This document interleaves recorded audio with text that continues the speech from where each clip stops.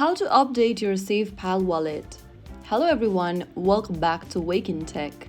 If you are using SafePal wallet and wondering how to keep it updated right away, here's how you do it. First of all, check your internet connection on your device. Make sure that your phone or your device is connected to a stable internet connection, and once it is, open your Google Play Store as an Android user. For iPhone users, open up App Store. Now, in the search bar, type in SafePal and search. Look for the SafePal crypto wallet BTC NFT app, this one over here, and check if there is an update button. If there is a new version yet to download, you'll see the update button, tap on it, and wait for the download to complete. If you see open instead, you're already using the latest version.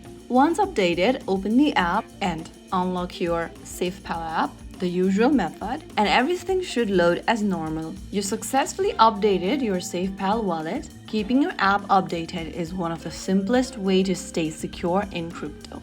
If you found the video helpful, don't forget to like, share, and subscribe to our channel. I will see you again in the next video. Thank you for watching.